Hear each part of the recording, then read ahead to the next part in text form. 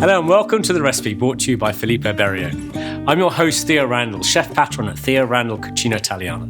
Today I'm joined by a chef whose cooking is rooted in place, shaped by travel and driven by a deep respect for ingredients. He's now chef director of the Rick Stein Group and a passionate advocate for sustainable seafood. Please welcome the brilliant Jack Stein.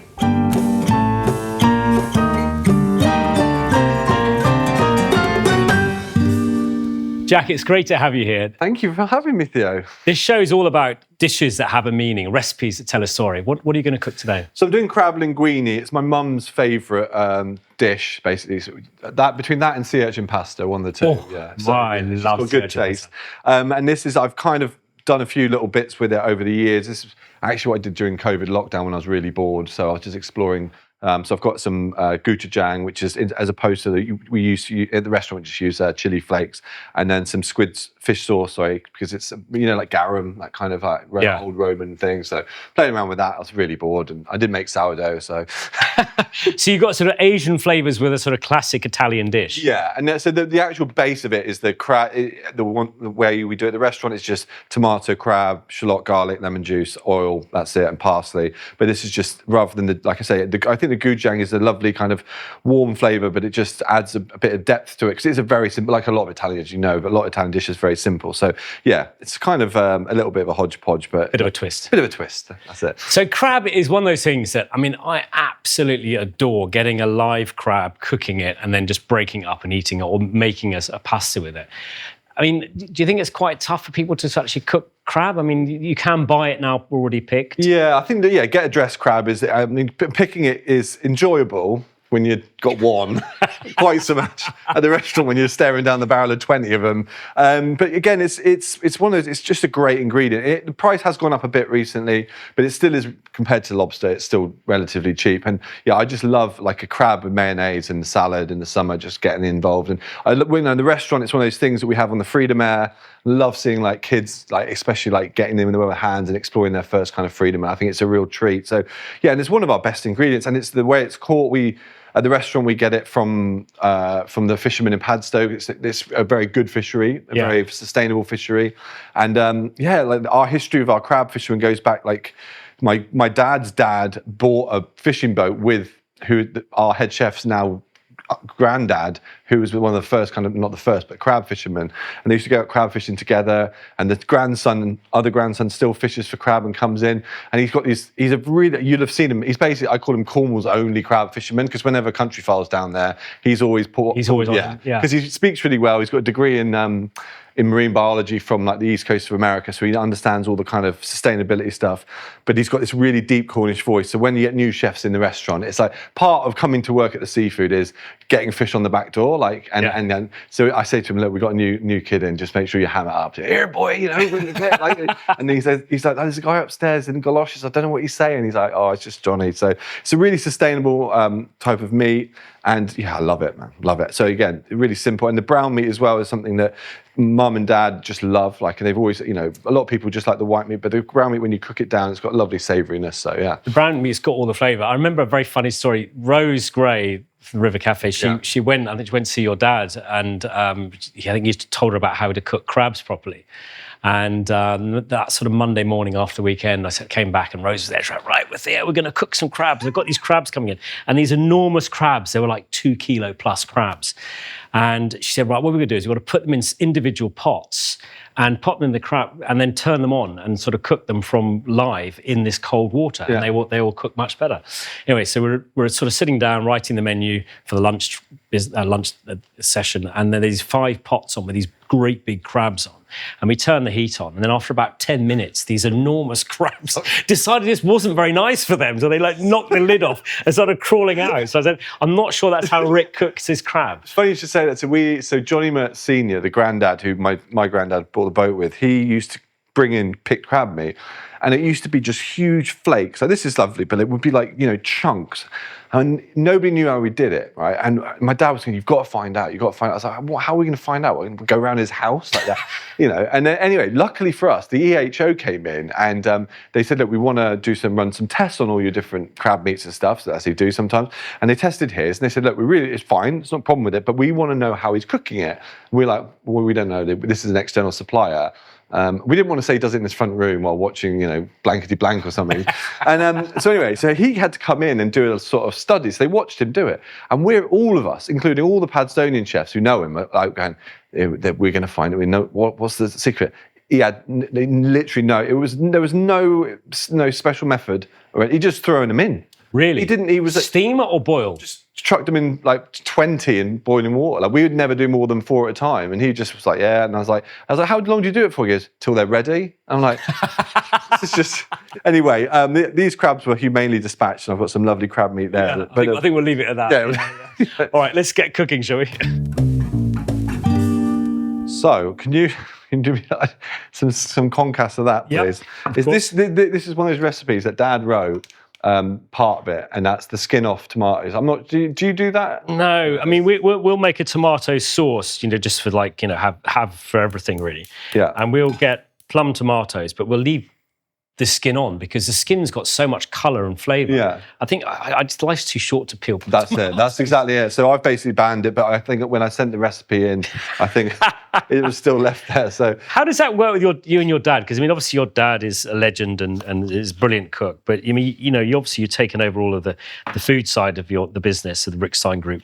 How does that work with your dad? Do you just he lets you get on with it? No, he doesn't let me get on with it. I think I think it's taken a long time. I went off to France and to Australia, went to Japan, did my own thing, and came back. And I think it was then when I sort of said to him that actually I think his ideas around food, about simplicity, ingredients, letting kind of the fishermen, the farmers do the kind of let's tell their story. Yeah. That really spoke to me after having picked sort of wild garlic for 18 hours in south of France and done tasting menus. I think either I realised I wasn't good enough, which I wasn't, but also I just think that simple food is good. So he trusts me. He trusts me to not overcomplicate things. But I think that's his biggest worry, because I think he just doesn't. He's not into fussy food. Surprisingly, we never ate in a Michelin restaurant until 2008. Yeah. Together, we went to Arzak on a You don't just go to Michelin star restaurant. You get to 3 Michelin star restaurants. It was 0 to 3. We went, but we were doing a bit of a recce for his Spanish show, and so we went to Eshtabari and we went to Arzak, and he just doesn't like that kind of food. He said, to be fair, in Paris he would eat that because that's what he thinks of as very good French food. So, but yeah, so we. So he does let me get away with it now. He finally put one of my recipes in one of his cookbooks just before COVID. So that's when I. Well, that's a compliment. Yeah. He didn't credit me. Well, he claims it was his. Well, no. But I think as well, restaurant. When I've been in the kitchen there since 2005, and over those years, the recipes have just changed. They just do. Because new chefs come in and they'll figure out a new way of doing something. So so even our say that our signature dish, the turbot hollandaise, has changed, And he was the one. He actually was the first person he put Thai fish sauce in a traditional Beurre Monte emulsion because he's got such an Asian influence in his cooking. I think he just went. We were traveling to Thailand. I think the thing with Thai food, I think for chefs especially, is it's so obvious. The flavors are the balance of sweetness, saltiness, acidity, umami, all that is so in your face that we get really excited by it. And I think he did that. So he started whacking fish sauce and everything for a little while. But it kind of makes sense when you eat that kind of food. You get every, flavour comes out. Yeah. You get that sort of raw balance in your palate. Cornwall in the 80s was, nothing like it is now. And we used to close the restaurant for the winter, so we'd be closed from end of October until Easter, basically. So we had this really lovely kind of winter of travelling with him, and started off in France. So he was very influenced by this cuisine of Brittany, Normandy, the northern French cuisine, and that's where all the Frida Mares and all our kind of classics like that come from. And but then in '85 we went over to Australia to see his. So when he was young, he'd worked his passage over to Australia when his dad died in sort of '68, and he went over there and he met this geezer called Ed, and he was just this local surfer lifeguard guy, and so we went over to see him, and on the way we stopped in Bangkok. And then from that point on, I think Dad just went like, he was like, I've just got to, we'll go to Australia every year. And then on the way, we'll go to Singapore, Hong Kong, and all the Asian kind of places. And he just loved it and then brought that back. And that's kind of when the TV started, sort of like the early 90s. So Floyd came a couple of times, classically. Then David Pritchard, who was the director of both their shows, sort of saw Dad as a bit of a kind of a more manageable Floyd, I suppose you could say. I mean, Keith was great, and Keith's son, he worked for us for a little while, and he's just a legend. I love him, but I think just as a director, I think that was easier to handle than he was basically. Do you want to just keep an eye on that linguine for me, and I'll start. So they started working together, and that's sort of, I was sort of 14, I think, when the first show came out, and then it was just crazy after that point. Food TV back then really could change a restaurant overnight. So we went from being closed for 6 months of the year or 4 months of the year to being open all year round, doing lunch and dinner, and the restaurant was full, and it was good times. But Dad would do things like say words on TV, like wizard, which was bad when you were 14 at school because the kids just used to rip shit out of me. Yeah, like it. But you know what? But then he's been all through that late 90s period. I started to work in the front of house and I just loved the industry. I actually really enjoyed front of house, but I knew I couldn't do the kitchen until I had because I was still at school and then university and things like that. And I just knew that I wanted to give it like a full season. I said to the head chef, I said, I'll do a year with you, and if I love it, I will stay and I'll become a chef. And I did love it. So you grew up with like the most incredible shellfish, fish. I mean, you presumably you fish, do you? I mean, it must be. No, we're terrible at fishing. Yeah. Anytime you watch any old program and the old man's saying he goes fishing, do not listen to him. We're very good at it's a total lie. We are very good at catching it. Cooking it. Not so good at catching it. So we go salmon fishing as it's a father-son thing we do every year, and we're not doing any damage to the salmon population. Let's put it that way. But it was quite funny. That's fly fishing. Yeah, fly fishing. I mean, we've gone everywhere. So eventually, somebody said to us, you should go to Iceland, where if you can't catch one in Iceland, just give up. It's like a conveyor belt of fish. Just literally, you may. And so anyway, we went there, and they had all caught. I probably shouldn't say this on the podcast because they're going to hate me for it. But they had all caught fish. Because at some of the places you fly fish and then you can spin afterwards. So they'd all had them, but spinning, really, to be honest. So nobody actually caught one on the fly. So me and Dad had just had an open heart surgery about 4 weeks before. And he came, I didn't think he was going to come on the holiday, but he did. And I've got a video of it, and I catch one, and I'm catching it, and there's some sea trout in there as well. And it's, not like sea trout would be fine, and he goes down and he nets it. And I said, what is it, Dad? And he looks down the net and he goes, fucked if I know. And I said, what do you mean? I said, you're the most famous seafood chef in the country. You should know the difference between a sea trout and a salmon. So that was it. So yeah, we fish a bit. But yeah, I mean, growing up, to be honest, we didn't really eat a lot of sort of prime fish at home. I remember we had lobster once when he got his commission for the first series of this show. I love that. And it's a really interesting story, actually. So he was. They started off doing this kind of chop and chat thing with David. So David, he was like, "Hi, I'm Rick," sort of like in like this kind of like in a kitchen. And they sent it off to the BBC, and they said, "No, we don't. He ain't got it." And then David took a video of him down at the Barbican, the fish, fishing boat area of the Barbican, and it was just him staring at fishing boats like he does now, just talking about, whatever nonsense he's talking about, history or poetry or something. Just going, I love fishing boats. And really natural. Yeah. And they watched that and they're like, yeah, we love that. We want that. Yeah. So that's how he got his big break. And then he brought back like this lobster. So we had lobster and Pellini Montrachet.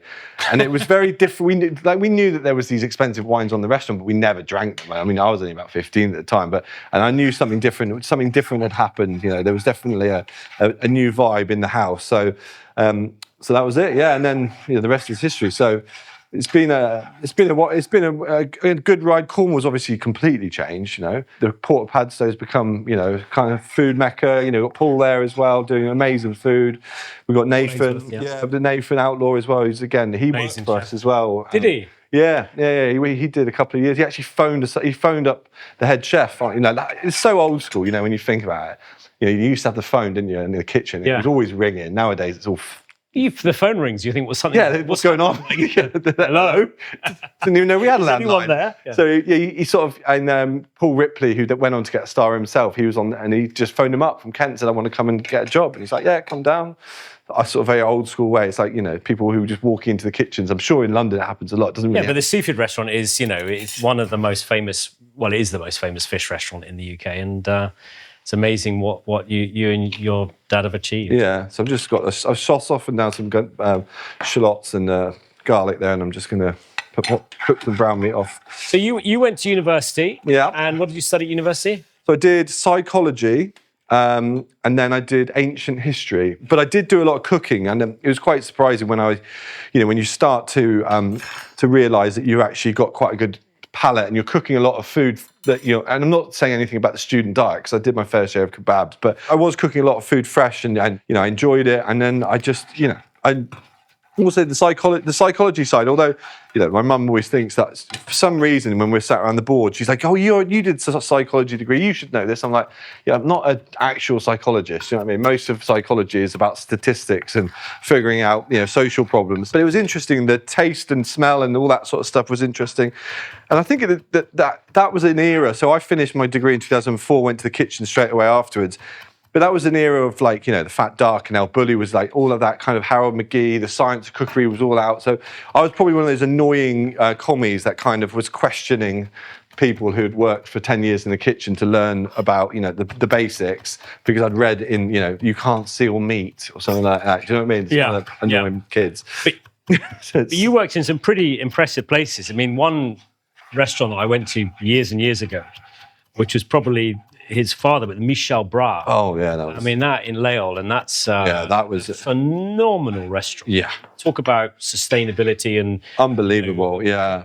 What was that? What was that? Well, it was. So I was there. I was on stage there. So they opened in April because they closed for the winter. Because at the time they had another restaurant over in Japan. Tokyo. Yeah, that's right. And it was the year that they had done that movie Entre les Bras. That was the first of those high production chef's table Netflix style movies. So when I was there, that had all just happened. So they were cock a hoop, and Sebastian was taking over from Michel. And that's right. That dish he does gargouillo, which is all the flowers and stuff. Vegetables, beautiful, absolutely stunning. And I was just like, I remember being going, I just really want to see this dish.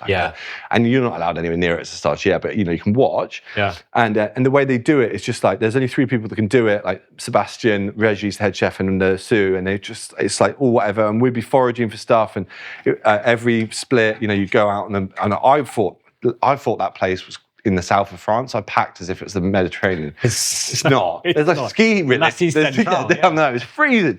But it was amazing. And to be honest, it was quite funny. I turned up on the first day, and Regis, the head chef, he's like... I just imagine your shorts. Yeah, literally shorts, your Cornish hat off. And Regis goes, I'm in the walk-in. So I'm a stagiaire, but there's a bunch of us. There's a few people who don't really know how to cook at all. And I think Regis comes up to me. He walks in there, comes up behind me. He goes, I hate the fucking English. I was like, oh, God. I was like, that's just not what you want to, that's not how you want to start, it'd be much better if you part of my family. You say it in French or in English? In English. Okay. Yeah. But I knew a guy, this is such a random story, but it's funny. A guy in Cornwall who's a builder knew a guy from his school who went to Michel Bras and did 4 years there, right? So, wow. Yeah. That's pretty mega. And he's called Barnaby Jones. And so my mate's like, oh, my mate Barnaby Jones did 4 years there. I'm like, really? Okay. So when Reggie said this, and I've never met Barnaby Jones in my life. I wouldn't know, I could not describe him to you, right? But I'm just in there going, all right. So I said, what about Barnaby Jones? And his face went, you know Barnaby Jones? I'm like, yeah, I know, but yeah. And he's like, oh my God. And then he shouts, Sebastian, the son, he comes in. It's like a French fast movie. Then Michel comes in, and we're all sitting around talking. And oh my God, Barnaby! He after there, he went to a big nice place in Bali, and I had my honeymoon there. And then they were talking about him, and I'm going, if they ask me any question, anything about the geezer, tall, short, what colour his hair is, anything, I am really screwed. So I was like, yeah, Barnaby, yeah, like that. And then Regis goes, he's not English though, is he? And I was like, Oh, I was like, he's Irish. I was like, no, he's not English, he's Irish. But I'm just talking about more. You knew he was Irish? Yeah, I did. But for a minute, I was going, yeah. But like, I know my mate Joe wouldn't know too many people that didn't speak English. That must have been terrifying. It was. But then after that, they liked me. They did? Yeah. Oh, you're a likeable kind of guy. They took me under their wing. Actually, Reggie's let me. They do this dish, which is they pinbo mackerel to order for this dish. What? Why? Exactly. Who knows? So, but you'd stand there behind him and you'd be like one mackerel, and you'd fillet it and then pinbone it. And obviously, I can do that, but then but you're always thinking if I don't, because you'd be like, you can't, like, I'd be like, yeah. So there's one, and I got like the pin bone, and when sometimes you think this is going to snap, I know, I can feel it, I know this feeling, I've done it a million times. Yeah. And it's a bit like in a kind of war movie when they're trying to stop somebody bleeding and like, get it, and I was like, I can't find it, and you just go, give it to me, and I gave it to him, and I always thought to myself, if that was the Michelin guy that had that, they would have had a bone. They would have had a bone, but they didn't. But then Sebastian gave all of his stars back. So yeah, why was that? I mean, was that were you there? That you went? No, a couple of years later. I don't know. It was a bit strange. I just think that he was under pressure from his dad because his mother was a brilliant. Michel Bras started the whole dynasty, and she was an incredible cook in the town of Lille. Had a small little hotel restaurant. Yeah. And then he took over and had that incredible. I mean, I remember going there years and years ago, and we sort of just rocked up around that area and thought, we've got to go to this restaurant. And I got changed in their car park with a shirt on just to see if I can get in. And I walked in, they were like, no, you've got to book. You can't just walk in. On the way back, we went there, but it was incredible. But yeah, it's great. Quite a special place. And intimidating for a young cook to turn up there. Yeah, I did. Yeah, I just always wanted to see it. I just always was fascinated by that dish, and then you realise that because it's all vegetables and that, but it's all they start off with Iberica ham fat. That's what. Yeah, so it's like the ultimate the ultimate vegetarian. Yes, tell us about the dish. What do they put in it? So it's ham fat. Yeah. Then all of the different vegetables. We were there, it's April, so you had asparagus, you had all these different flowers, wild garlic. So they cook everything differently. So like the asparagus is done in one way, the salt baked beetroot. This is not all cooked to order. No, it's all done, and then they bring it all together. But then and then all the powders are like olive powders and different whatever's kind of in season at that time. And and it's just stunning. But they never let me actually get that too close to it. But he would also do things like at the end of, Sebastian would give us lessons on the golden ratio in French at like 11:30. And you're like, oh yeah, golden ratio in French. I'm going, I can kind of understand what he's saying. There's a picture of like the Colosseum. I'm going, but he did actually teach me a lot about, like everything's odd numbers when you're plating up, and how the eye looks at stuff. So they're very into it. But I don't know why he gave his stars back. I really don't. But they're still going. It's still going strongly. Yeah. But I think they keep trying to give them back to him. That's what I heard. I can't remember who told me that. Yeah. Like, it's like, no, you can't give it back. We're going to give it back to you. I'm like, okay, fine. So did that influence your cooking? No. I just realised that I realised that level of 3-star was just not really for me. No. I just, you know what? It was amazing for me personally, but I just couldn't, in good conscience, bring that kind of back to Cornwall and expect it's a one-of-a-kind place. Do you know what I mean? Like, yeah. I think you need, as a young chef, I think you need, when you're really young, you're really like, I'm going to do this, I'm going to be this, and then you sort of get a bit older and you realise that actually you kind of want to just do your own thing and like cook the food you want to cook and not have to, I know that a lot of the Michelin chefs, I'm sure, will sit around, I've sat around with a lot of them, and they say, we have to cook this way because that's what our customers want. Yeah. And they're spending the money. That's what they've learned as well. Yeah, exactly. Yeah, I think also, I think the French do it brilliantly. I mean, those restaurants you get in places like Léon Michel Bras are phenomenal. Yeah. But it doesn't always translate to other countries. No. So you're a sort of sustainable icon, I suppose, and you've very much been pushing for sustainability in your restaurants. How do you do that with 11 restaurants? Well, it's almost a full-time job. So we're lucky that our fish supply is. Our fish supply has grown up with us. We've had them for 25 years. Yeah. So we, from an early point, have said like we all need to work at this, like because we know that speciation's changing. Whether it's just on cost, like monkfish was. 2 and 6 back in the day. I remember you get it £3 a pound. Yeah, and now it's like the most expensive fish. So you start off like that, but then obviously we know our fishermen in Padstow, and then we know the boats down in Newlyn. So it's very much like about being open with them as well. So we go in there all the time. We don't audit them like it's not an audit. We just go in and we just talk to them. And Matthew will say, listen, there's a lot of this species coming in. Or, for instance, pollock at the moment you can't use. Sea bass we rested for a couple of years. Which, is, when you look at our line-caught sea bass fishery in Padstow, it's one geezer with about 20 rods. He goes out and catches about 30 kilo at a time. It's the most sustainable way. But we have to kind of go with it. Like the bluefin tuna, when we put the, we knew the bluefin tuna were coming in. We really wanted to get one. We knew we'd get a lot of flack because it has that cachet of being this kind of unsustainable fish. That's and it's almost caught the zeitgeist of the public with that documentary. It was a really important documentary about fish. But what the bluefin tuna fishery shows you is you can bring a fishery back. And that's really important. I mean, the biomass of the sea. When you talk to people in sustainability, they say, look, all you need to do is just make some commercial decisions for not very long, and suddenly we've now got a bluefin fishery, which is the envy of the world. So it's hard, but it's really important to our guests. And they expect us to teach them, that's part of our job, because we don't do a lot with our dishes. It's not like we're hiding our fish. We just piece of fish on a plate with a bit of a bit lemon. But that's the whole point of fish, isn't it? I mean, they are saying is all the work's been done in the sea. Yeah, exactly. It's a matter of actually doing as little to it as possible, which makes all the difference. I mean, sustainability is not just about line catching a piece of sea bass. It's about the community that fishes. You have to sustain them as well, the human community. And if you just stop buying fish from the sea, the fish would be fine, but you'd have people who rely on that industry that we rely on as chefs without a job. So it's really important that we sort of strike that balance. So sustainability is more than just about those species that everyone sort of knows, like bluefin tuna being bad, because actually it can come back, and it's just constantly evaluating the science.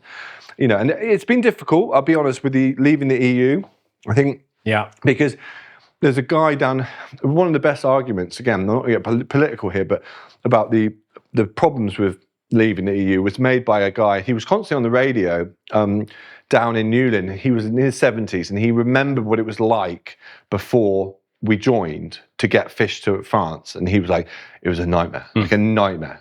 And he was going like, this will be a nightmare. The fishermen are being told that they're going to be able to just catch whatever they want, and everything's going to be great, and all this stuff, and then all these problems started happening with the export licenses and all the red tape, and I just feel I feel like they were sold out down the river a little bit. Now that is now our opportunity as chefs to say, let's eat more British fish. And do you think that with that sort of change, then people are eating more of those kind of fishes? I mean, obviously you're educating people in your restaurants. It's going to be an uphill task, but again, it's one of those things where you think, well, look, we've left the EU. The French and the Spanish are. What they do is they'll come down to pick up lobsters, dovers, sea bass, but they'll fill the trucks with all the other species, and they put it into their prison systems or into the hospitals or schools, and they use everything. Whereas we only, historically eat salmon, cod, haddock, and prawns and sea bass. And sea bass. And so that's another thing is about sustainability. It's also about trying to get more of a market, a domestic market for what we do in terms of different species. So it's a full-time job, and to be honest, sometimes I feel like I do more on that than I actually do cooking, which is crazy, but it's really important. The best way we can support the fishing industry after Brexit is to buy as much British fish as possible. But and it's kind of easier in lots of ways to buy British fish, no? Yeah, exactly. And online is there's the fishmongers. There are still some good ones. There's definitely some good ones in London. We've got one in Cornwall, and there are dotted around. But if you can't get to one, then I guess online is a really good way of doing it. The fish we get in the North Atlantic, I just think it's the best fish in the world. I've been everywhere, and you get great fish in Australia, but it always has, and all over the world. But everything tastes slightly different, and you always love what you love. But for me, it's that kind of cold water fish. I think just has that lovely minerality, and it's things like red mullet. I could oh god, red mullet, my favourite fish. I could live on red mullet for the rest of my life. So we talk about your dad a lot, but your mum Jill, I mean, she's obviously a big influence on your career, and obviously you're a very good cook and restaurateur. Yeah, great cook. Yeah, I mean, to be honest, she's been the backbone of the restaurant. She's because when Dad was off doing his TV and everything like that, it's like she runs the place. She does all the interiors, the front of house. She used to run the front of house. Her sister's still our sommelier. Her sister, Really? yeah, her sister's got some classic stories.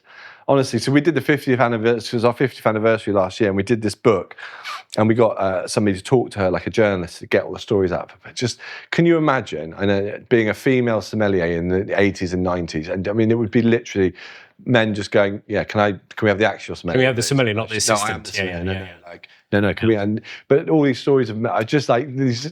She's got some classics of just, because she was also a black belt in karate as well. So. that must have helped us sell wine. So then their dad used to play the piano, and she's, I think she like places like the River Cafe and like these sorts of like historically brilliant restaurants, St. John, these kind of simple but just atmosphere, and that's kind of what she's brought to the table. She was very much saying to Dad, don't get any ideas that we're going to be like a Gidley Park or something like that, where it's kind of like much more about the food and less about the atmosphere. We want a buzzy, we want people to come in, and she's like, people always say, oh, what's the dress code? They don't anymore, but used to like, no dress code, come as you want, let the kids in, dogs are available, dogs can go in the conservatory, even, I think for some reason, I think because we had that Chalky, the dog that was on the TV, but Chalky, of course. But Padstow is literally like, it's like crafts down there sometimes. Which is great because dogs bring customers who bring money, but my partner, when she moved down, she was like, she loves dogs. She's like, I've never seen so many dogs as this in like one town. I'm like, yeah, it's like a, it's part of them. It's part of their mecca. They're coming to. We've got a little statue of Chalky, a bronze statue out the front. We anchored him about 4 foot down just in case anyone smelted him down. He really was the star of the show, wasn't he? He was. I talked about Chalky. Yeah, he didn't really like a lot of people though. No, he was a snapper. He was a beer. Yeah, I mean, he nearly got put down a few. I mean, he got run over. He chased a sheep off a cliff. But he's a nightmare. And the only person he liked was the lady who did coffee for us, Heather. She was our coffee lady in the morning, and she used to do some babysitting for us. I don't know whether she gave him a lot of chocolate, but he could hear a car coming from a mile off, and it was like a puppy dog with her. But everyone else had to kind of like, it's a bit like working with a diva. So yeah, he was But people. Somebody came up to me. I just walked out of service, and they come up to me and they're like, "Oh, how's Chalky?" I'm like, he's been dead since 2007. Reincarnated, like Chalky number 3. Yeah, but no, it's as you know, the hospitality trade is tough at the moment, and we kind of have to smile and crack on and hope for better times, because it is, the big hope is that we do get back to that kind of like the sort of the 90s, 2000s, 2010s, where there was people were like enjoying eating out, but people just seem a bit nervous about money, which is understandable, and we are all struggling with ingredient costs and all that sort of stuff. So it's just fingers crossed we'll get through a hard-working industry, because we want to support the fishermen, the farmers. When you get to know them personally, you feel, Ross, who's one of our kitchen gardeners, and we're doing our growing plan for this year, and he's like, you're down like quite a bit on last year. I'm like, yeah, like it's just, we know, we are. Yeah, it's like, what can we do? Like we do everything we can to help with our suppliers, make sure we're buying everything we can with them, and if they've got novel ways of doing stuff, we're all up for it. Whether it's species or, saying, listen, let's try spider crab. I think brown crab's hard to pick. Spider crab. I mean, you get like 10 spider crabs to give him a bowl like that. My friend brought some round the other day, and he'd been snorkeling, and he's like, "Oh, I found some crabs." I said, "Oh yeah," and he brought 4 ready. He goes, "Let's have dinner." I'm like, "We can have a canapé." But I mean, it's all the meat's just in the claw, isn't it? But also they sort of, because the brown crabs, they are bulletproof. I mean, I saw some English brown crabs in Singapore. I had Singapore chili crab with crab from the UK, which is one of your classic dishes. And because they just go for days, where spider crabs give up the ghost when pretty much get them out of the water. Yeah, so the shell. I mean, they're like Cornish fishermen, aren't they? Yeah, they're tough. Yeah. I think we should have a little taste of your lovely crab linguine. I've got some wine as well, I think. Oh, wonderful.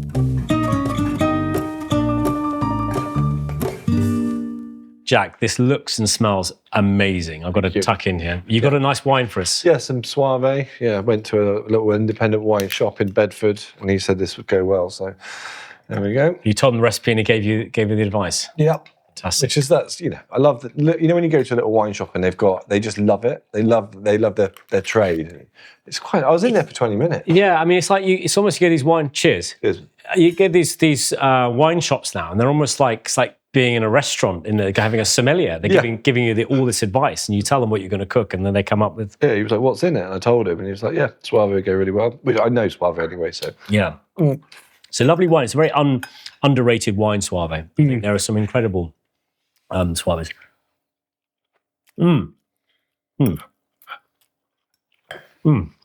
So all those other bits... That is delicious. And that little Asian thing doesn't taste Asian at all. Can't taste it. It's like so under the radar. Yeah. So I put Marmite in a bolognese. You know, you don't put enough that people go, that tastes of Marmite. You just put it so it just gives that mouthfeel. It actually brings out the flavour of the crab. I mean, I really feel like it's got so much extra sort of flavour to it. I mean, my mouth's sort of buzzing with all those different flavours. Delicious. Well cooked pasta too.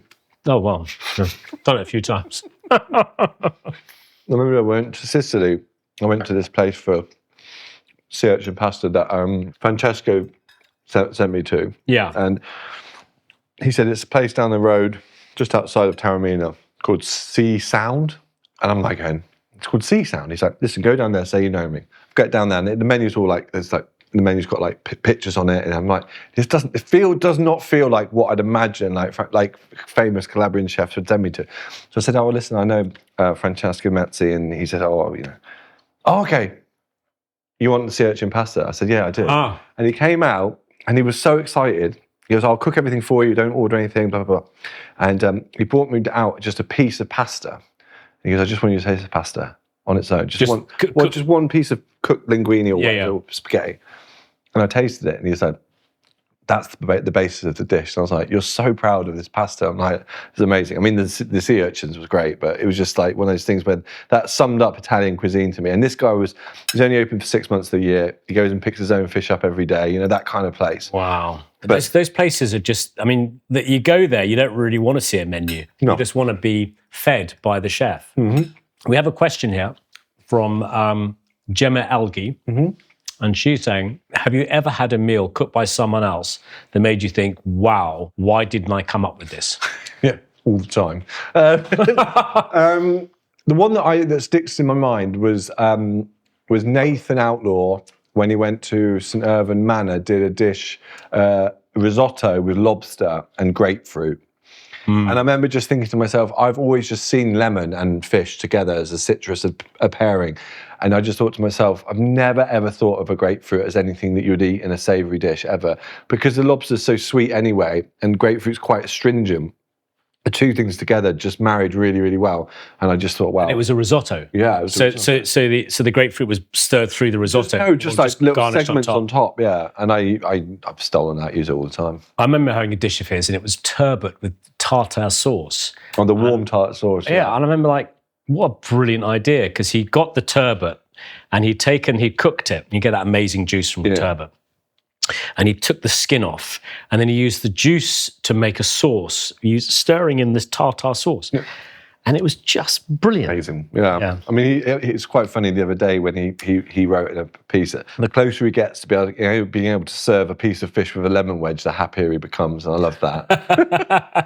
his food has changed a lot over the years. It has, yeah. But yeah, great chef. And again, like he worked for us, and I think I think when we first went to his restaurant when he had 2 stars at St we went over, me and Dad, and I said, Dad, you're going to love this, because you'll see your own food, the simplicity, but what he's doing is he's just doing it in a really small scale, but elevated. But things like just like putting a crab on to cook when you sit down because you're having it as your fourth course, so it's still warm, stuff like that. We're just going, we're doing 200 covers a day. It's a bit hard to do that. But he does that amazing thing where he just puts the sauce on the plate, and then he puts that fish on top of the sauce, and that's it. Mm-hmm. And it's just the most delicious combination. I think that's when you're a young chef, or I do a lot of work with the colleges, and you see, the thing I say to them most is, it's really hard to not keep adding stuff to a dish. Yeah. Because you got it in your head.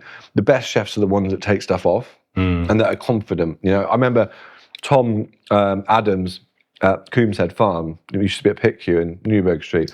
We went and had a chicken pie around at his place the other day, and it was the confidence to do that, and it was it came in a big not a gastro, but a pie thing. And they just gave it to you. And we'd had lovely, all this charcuterie and the stuff that he'd been working on for ages, all this pickled gear and all that kind of modern stuff. And then just a chicken pie, and I'm just like, yes. How do you think hospitality is going to evolve in the next few years? Because obviously we're going through this sort of big change at the moment. I mean, how do you feel? Well, I mean, I think there's a few ways. I think a lot of people have jumped on the social media. It needs to look good on an Instagram bandwagon, right? Which is a choice, right? And you know, you're a new independent restaurant in London. You've got that naturally. You know, you're opening up in Shoreditch, you're opening up wherever, and that is something that if you make it past 5 years and you're going to be an established restaurant, more power to your arm. I think for the more established businesses like ours, it's about making sure that you're, you know, people who are going to spend the money, because people haven't got as much money to spend, they're going to trust certain brands. So you have to make sure that everything is done really, really well. Like the River Cafe is a great example. You know, a place where you don't mind spending that money. It's eye-watering money, but you go there and you just, because it's the whole experience is worth the money. It's not just the fact, yeah, okay, if you said plate of pasta's 40 quid, yeah, okay, but how much fun you have in there, the environment, everything. So you just have to keep an eye on that and not get too, don't chase trends. I just think, because you chase a trend down a dead end and then you can't retract yourself. Just cook the food you want to cook, and then people will either like it or they won't. But I do worry about the younger generation. They don't seem to prioritise socialising, eating out. It's probably COVID lockdowns had a lot to do with that. I think obviously they're prioritising their health. I mean, yeah, if I had my time over, I probably would have invested in gyms about 10 years ago rather than restaurants. But there we go. But I do, restaurant in a gym. Yeah, restaurant. I tell you what, I was in Bali recently. And there's this guy, and he's come up with a concept. You know, when you just look at a concept and go, God, that's great. Such a good idea. So basically, there's 1 million gyms in Bali. And everyone, I've been going to Bali since I was 20, surfing. And when I used to go there, it was just surfers. And then now it's just like people doing gyms. And this guy's come up with this concept. So it's a restaurant where you pick, it's like a color-coded menu. So you've got all the colors. And underneath is like protein. So you've got like lean ground beef. And it's all kind of, you know, Australian, organic, probably not, but you know, whatever. But the thing is, you create your own bowl of food based on so you know, this week you're bulking on, it makes me sound like I'm talking about, you're bulking on protein or whatever. So you can keep adding stuff. So you end up making a bowl of just steamed food, which tastes rubbish, but you spend loads because you think, oh yeah, I can add an extra protein thing. And this guy is going to make I mean, I think he's doing like 50K profit a week, you know. Wow. But I don't know. Yeah. But the thing is, he's also a gym person. I mean, imagine me going, I'm hardly like there can't be the face of gym work. There won't be crab linguine. No. I do think that as the younger cohort come through, AI is going to have a big impact on their ability to earn money. So I think, again, it's about, I mean, like your restaurant, you know, it's about, we're doing this big thing about, you know, trying to appeal to younger people. And I just think, well, no, just do the cooking you want to do and appeal to whoever you want to appeal to. Don't chase people, because you don't want to alienate your core base. Our core base is people who love the old man, love seafood. Yeah. Just keep doing that. Well, I mean, if you think about, you mentioned the River Cafe. The River Cafe, the reason why it's so successful, it's been doing the same thing, you know, the same ethos for so many years, like your father. Yeah, exactly. Like what you're doing. So, and I think and that's the thing. Once you change, people start. You may think you're changing for the right reason, which is why your dad, I think, has been reticent to let us just completely take the reins, and because at the end of the day they are coming to eat food that they associate with him, and it's about making sure that they associate with me being in there cooking it now as opposed to him, and then it's just about the next generation taking it on. But I don't want to change anything. I love our food. I think it's time to say we'll always evolve, you know, new plates, new service. We've got like this new menu which Dad kind of borrowed from the Sportsman, where it's like a 4x4x4 menu, like a 4 courses, and you got meat course in there, which, because you know, not everyone wants to eat fish, so that's been really successful. And you know, it's just about love of hospitality and just hoping that people still eat out. You know, I think pubs are having a real tough time at the moment. I think, you know, pubs are closing, and we're a hard-working industry, you know, and I think we were creative and we'll figure our way out of it. It's always going to be hard work. Listen, that was absolutely delicious. The wine was fantastic. Thank you. Just keep doing what you're doing, because you're a very inspiring person. You too, mate. Cheers. Also, do you remember you were my first ever Saturday kitchen? I do, yeah. You really helped me out that day. I was freaking out. I was, and you were so calm. And I was just like, you know, my dad was like going, oh, you know, he gave me some really bad advice, because he was just like going, don't worry too much about the millions of people watching us. I'm not going to think about that. I'm not going to think about that. And then you just calmed me down. And I was just like, oh, thank God. So thank you for that. Well, absolute pleasure.